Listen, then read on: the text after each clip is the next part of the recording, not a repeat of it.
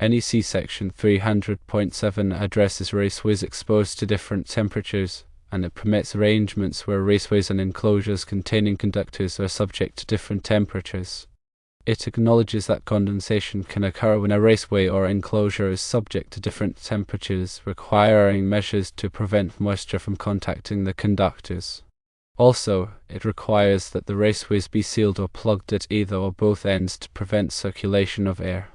NEC Section 300.7b focuses on underground installations. Where raceways enter from an underground installation, the interior of the raceway or enclosures is regarded as a wet location. The code mandates that the raceway be arranged to drain and minimize the accumulation of moisture. NEC Section 300.7c discusses the spread of fire or products of combustion. Installations of raceways and cables through fire-resistant rated walls, partitions, floors, or roofs must maintain the fire rating of the structural element. Approved methods, such as fire-stopping materials, are required to prevent the spread of fire or products of combustion through the openings. When installing wiring from a dwelling to a future garage, several key aspects of the National Electrical Code, or NEC, must be considered to ensure compliance and safety. The primary NEC section governing this type of installation is 300.7, which addresses raceways exposed to different temperatures and sealing requirements. However, other sections are also relevant, depending on the specific details of the installation. Firstly, NEC Section 300.7 is essential. It is important because it recognizes that when wiring runs from a conditioned space, like a dwelling, to an unconditioned space, like a future garage, temperature differences can create condensation inside the raceway. To mitigate this, the NEC requires that the raceway be sealed or plugged at either or both ends to prevent air circulation. This reduces the likelihood of condensation forming and damaging the conductors. Secondly, NEC Section 300.7b comes into play because the wiring eventually transitions underground to the garage. Underground installations are considered wet locations by the NEC. Therefore, the raceway must be arranged to drain and minimize moisture accumulation. This can be achieved by sloping the conduit slightly and providing a drainage path at the lowest point. Thirdly, NEC Section 300.7c is crucial for maintaining fire safety. When the wiring passes through any fire-resistant rated walls, partitions, floors, or roofs, the installation must maintain the fire rating of the structural element. This typically involves using approved fire-stopping materials to seal any openings around the raceway. In addition to NEC Section 300.7, several other NEC articles and sections are relevant. NEC Article 310 addresses conductors for general wiring. Ensure that the conductors selected are appropriately sized for the intended load and are rated for wet locations as required by NEC Section 310.10c.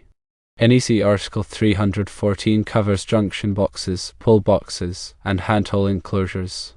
The weatherproof junction box installed on the exterior wall of the dwelling must comply with NEC Section 314.15, which requires it to be suitable for wet locations. It must also be sized appropriately for the number of conductors and splices it contains, as per NEC Section 314.16. NEC Article 334 applies if non-metallic sheet cable, such as NMB cable, is used for the interior wiring of the dwelling. While NMB cable is permitted for interior dry locations, it is not suitable for direct burial or wet locations. Therefore, a transition to a suitable wiring method, such as rigid metal conduit, or RMC, intermediate metal conduit, or IMC, or rigid polyvinyl chloride conduit, or PVC, is required at the junction box. NEC Article 344 governs rigid metal conduit, or RMC, which is a common choice for underground wiring due to its durability and resistance to physical damage. Ensure that the RMC is properly supported and installed according to NEC Sections 344.30. NEC Article 352 covers rigid polyvinyl chloride conduit, or PVC, another popular option for underground wiring due to its resistance to corrosion. PVC conduit must be installed in accordance with NEC Sections 352.30 and 352.44. including proper support and expansion fittings where necessary. NEC Article 547 addresses agricultural buildings. If the future garage will be used for agricultural purposes, such as housing livestock or storing agricultural products, additional requirements in NEC Article 547 may apply. NEC Article 680 pertains to swimming pools, fountains, and similar installations. If the future garage will be located near a swimming pool or other water feature, additional bonding and grounding requirements in NEC Article 680 may be necessary. For the underground portion of the wiring, adherence to NEC Section 300.5, which specifies minimum burial depths for different wiring methods, is crucial. For residential branch circuits rated 120 volts or less and protected by a circuit breaker or fuse rated at 20 amps or less, the minimum burial depth for RMC and IMC is 6 inches, while for PVC conduit it is 12 inches. Always consult the latest edition of the NEC and local amendments to ensure compliance with all applicable requirements. A thorough understanding of these NEC sections, along with careful planning and execution, will ensure a safe and compliant electrical installation for the future garage. Consider the practical aspects of the installation. Firstly, choose a suitable location for the weatherproof junction box on the exterior wall of the dwelling. The location should be readily accessible for future connections and protected from physical damage. Secondly, use a junction box that is specifically listed for wet locations and has adequate space for the number of conductors and splices. Thirdly, install the underground conduit at the correct depth, ensuring that it is below the frost line to prevent damage from freezing and thawing. Fourthly, leave sufficient slack in the conductors at the junction box and in the conduit at the garage end to allow for future connections and adjustments. Fifthly, label the conductors in the junction box to clearly identify their purpose. This will simplify future connections and troubleshooting. Sixthly, consider the potential for future expansion when sizing the conduit and conductors. It may be prudent to install a larger conduit than initially required to accommodate additional circuits in the future. Seventhly, use appropriate fittings and connectors for the type of conduit being used. Ensure that all connections are watertight to prevent moisture from entering the raceway. Eighthly, backfill the trench with suitable material such as sand or gravel to protect the conduit from damage. Ninthly, document the installation, including the location of the conduit, the size and type of conductors, and the circuit breaker information. This will be valuable for future reference and maintenance. Tenthly, consider consulting with a qualified electrician to ensure that the installation complies with all applicable codes and regulations. An electrician can provide valuable guidance and expertise, particularly if you are unfamiliar with electrical work. The NEC guidelines ensure safety and proper functioning of the electrical system. Firstly, proper grounding and bonding are essential for safety. Grounding ensures that non-current carrying metal parts are at the same electrical potential as the earth, reducing the risk of electric shock. Bonding connects all metal parts together to create a low impedance path for fault current, allowing the overcurrent protection device to trip quickly in the event of a fault. Secondly, overcurrent protection devices, such as circuit breakers and fuses, are designed to protect the wiring from overload and short circuits. Ensure that the overcurrent protection device is properly sized for the ampacity of the conductors. Thirdly, arc fault circuit interrupters, or FSIs, are required in many areas of the home to protect against arc faults, which can cause fires. Consider installing FSIs on the circuits that will serve the future garage.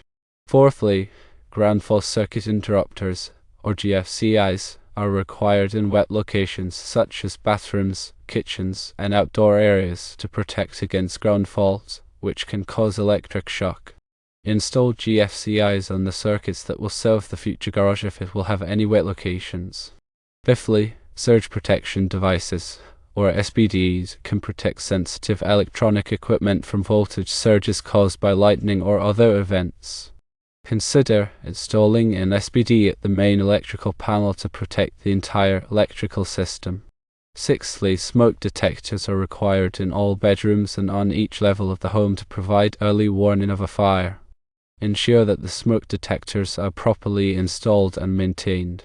Seventhly, carbon monoxide detectors are required in many areas to protect against carbon monoxide poisoning. Consider installing a carbon monoxide detector in the future garage if it will have any fuel-burning appliances. Eighthly, electrical inspections are required in most jurisdictions to ensure that electrical work complies with the NEC and local codes. Schedule an electrical inspection after the wiring is installed to verify that it is safe and compliant. Ninthly, regular maintenance is essential to keep the electrical system in good working order. Inspect the wiring, junction boxes, and conduit periodically for any signs of damage or deterioration. Tenthly, consider energy efficiency when selecting electrical equipment and appliances for the future garage. Choose energy-efficient lighting appliances and heating and cooling systems to reduce energy consumption and save money. In summary, wiring a dwelling for a future garage involves careful planning and adherence to the NEC and local codes. By following these guidelines and consulting with a qualified electrician, you can ensure safe and compliant electrical installation. The weatherproof junction box should be listed for wet locations and sized appropriately for the number of conductors and splices. The underground conduit should be installed at the correct depth and protected from physical damage. The conductors should be properly sized and rated for wet locations. The installation should be inspected by a qualified electrical inspector. Regular maintenance should be performed to ensure that the electrical system is in good working order. Consider these points to properly wiring a dwelling for the future garage. Firstly, ensure that all electrical work complies with the latest edition of the National Electrical Code, or NEC, and any local amendments. Secondly, obtain all necessary permits before starting any electrical work. Thirdly, hire a qualified electrician to perform the electrical work if you are not comfortable doing it yourself. Fourthly, disconnect the power to the circuit before working on any electrical wiring.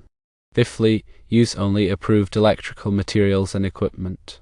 Sixthly, follow the manufacturer's instructions when installing electrical equipment. Seventhly, test the electrical wiring after it is installed to ensure that it is working properly. Eighthly, label all electrical circuits clearly. Ninthly, keep electrical panels and equipment accessible. Tenthly, educate yourself about electrical safety. Careful attention to detail and adherence to established electrical codes are paramount when wiring a dwelling for a future garage.